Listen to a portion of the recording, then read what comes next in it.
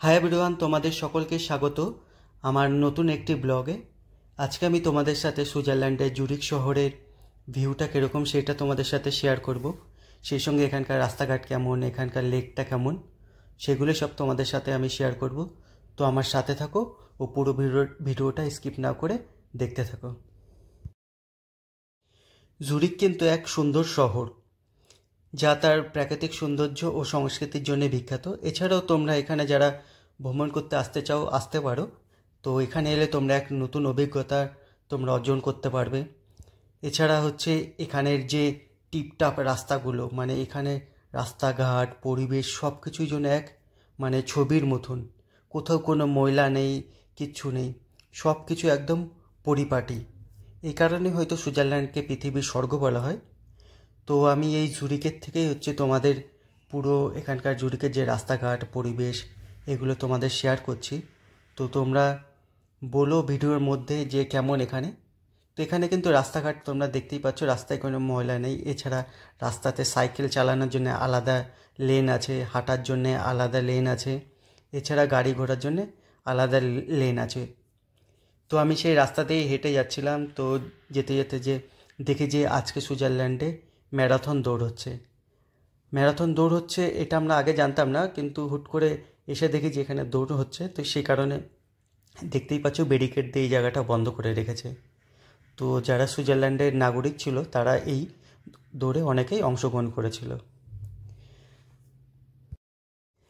তো আজকে সুইজারল্যান্ডের রাস্তা দিয়ে হাঁটতে হাঁটতে আমার একটা নতুন অভিজ্ঞতা হলো যে এখানে কিন্তু আমাদের ইন্ডিয়া বা বাংলাদেশ থেকে বা অন্যান্য আমাদের এশিয়ান দেশ থেকে অনেক মানুষের ট্যুরিস্ট হিসাবে আসে।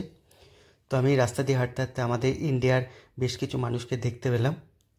যেহেতু এখন গরমকাল, সে কারণে দেশ বিদেশ থেকে বিভিন্ন পর্যটকরা অবশ্যই এখানে ঘুরতে আসছে।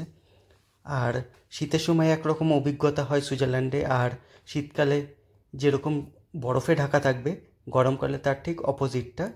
তো শীতের দৃশ্য একরকম হয়, গরমের দৃশ্য আর একরকম হয়। এই কারণে হয়তো অনেকেই কেউ শীতকালে আসে বরফ দেখতে, আবার কেউ গরমকালে আসে যে সুইজারল্যান্ডের বরফ ছাড়া যে প্রাকৃতিক সৌন্দর্য যেটা সেটাকে উপলব্ধি করতে। তো আমরা আমি আজকে গরমকালে এসেছিলাম, তাই জন্য গরমকালের প্রাকৃতিক সৌন্দর্য তোমাদের সাথে আমি শেয়ার করছি। গরমকাল দেখতে সবুজ গাছপালা ঘেরা, সবুজে সব কিছু দেখা যায়, কিন্তু শীতকালে এটাকে পুরোটাই আমরা বরফে দেখতে পারি। আর এইগুলো তোমরা দেখতে পাচ্ছ সুইজারল্যান্ডের কিছু ঘরবাড়ি।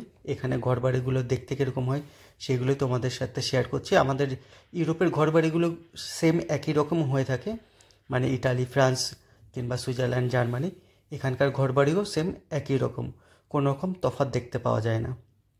আমাদের দেশের মতন এখানে ঘরবাড়িগুলো হয় না। তো তোমাদের সাথে আজকে আমি সুইজারল্যান্ডের বিকেলবেলাটা কীরকম কাটলো এবং এখানে রাস্তাঘাটগুলো কেমন, ঘরবাড়িগুলো কেমন, সেগুলোই তোমাদের সাথে আমি শেয়ার করলাম।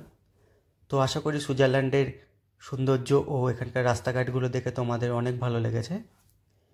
আর ভিডিওটা শেষ করার আগে তোমাদেরকে বলবো যে আমাকে একটু সাপোর্ট করো, আর আমার ভিডিওগুলো ভালো লাগলে অবশ্যই লাইক করো, কমেন্ট করো আর শেয়ার করো। চলো টাটা।